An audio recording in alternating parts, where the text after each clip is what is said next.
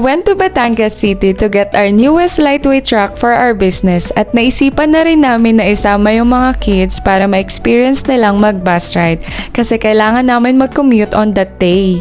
Yung eldest namin talaga yung super excited na sumakay sa bus habang yung bunso naman namin medyo nag-aalangan pa siyang sumakay sa bus kasi hindi siya familiar sa mga nakikita niya. Go! Go up! Sige, go up! Ala na tako! Opo.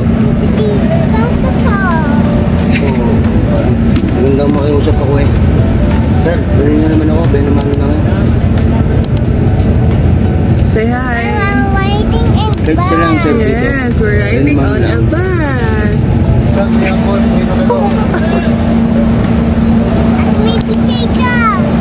Hindi, sa inyo nga nakatapat eh.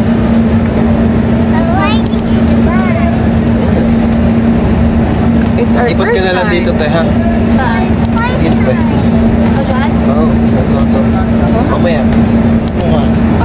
Ba't mababayaran mo pa itong bata? Sandali lang ang biyahe. Ilang oras? 30 minutes, no? Kagad eh. 10:30 pa lang. Hands are waving, hello friends. Hands are waving, hello friends. Hands are waving, hello Say we're friends. moving na. Where are we going? Batangas City. Are you happy? Are you happy? Are you excited? Yeah. Si Dear. Kapit na kapit si Dear. Oh. Happy ikaw? Para. Are you happy, Dear?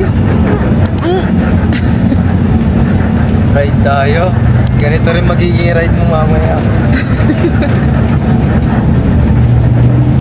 The wheels on the bus go round and round, round and round, round and round. The wheels on the bus go round and round, all through the town.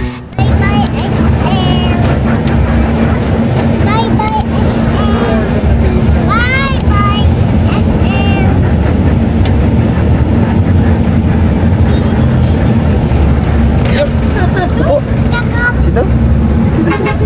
Kapit sa dito lang sa Tabi kayo.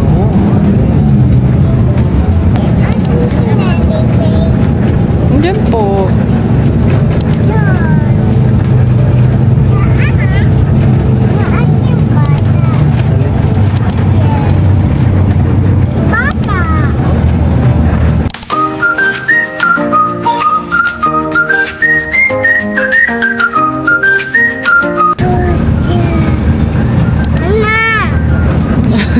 Nana, Nanay May.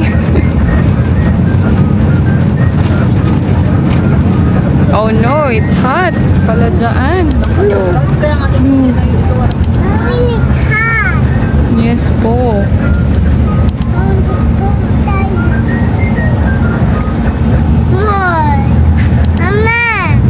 Yes po.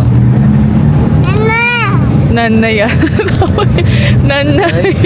Nay? Nanay ba? Nanay. Si nanay. Oh, hi!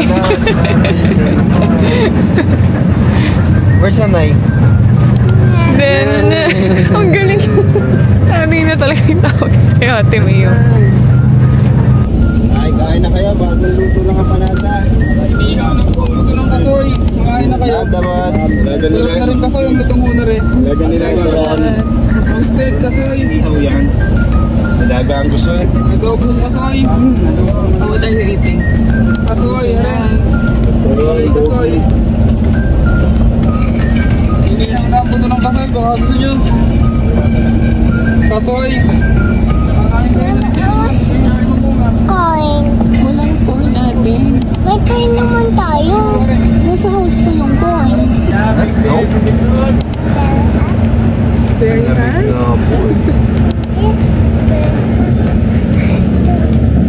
Lipad na lang ikaw dito. Diyan pa rin ikaw kay Daddy. Gusto mo katabi si Daddy. Pure nag-explore ng tingin dito sa bus.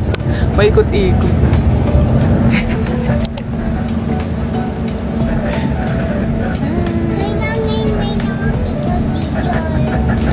Finally, nakarating na rin kami sa Batangas City.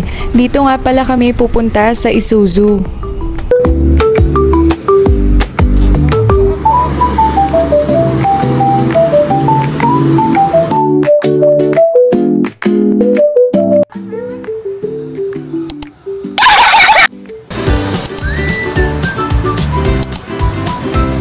Umupo na talaga din. Opo. Ate, ayos ka na upo. Share lang mo. Pabantay si Dean. Opo. Ayun na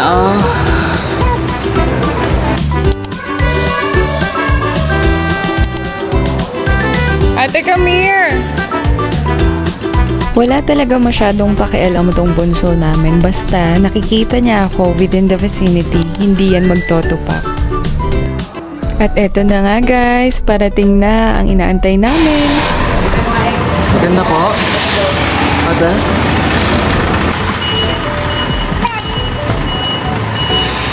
Medyo matagal na nga pala namin pinag-iisipan bilhin to kasi pwede siya for business and at the same time pwede siya as a family car. Where's your car? Turo mo nga! They are, point it out.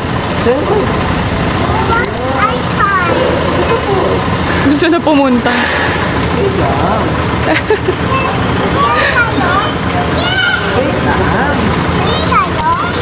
What?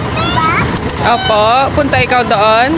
Eto na naman ang bunso nating hindi mapakali dahil gusto lagi agad-agad.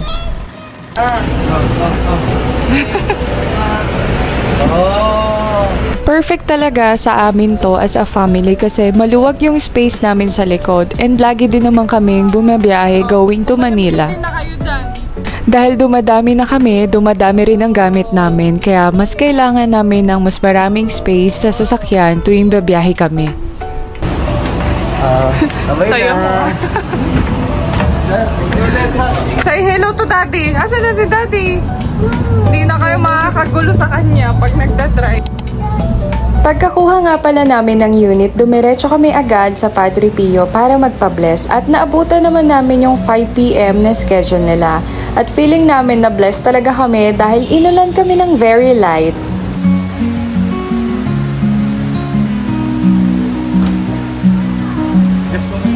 Ate, dito ka muna. Pati si Bruno na binyagan. Okay, uwian na. Grabe ang lakas. Lakas ng ulan.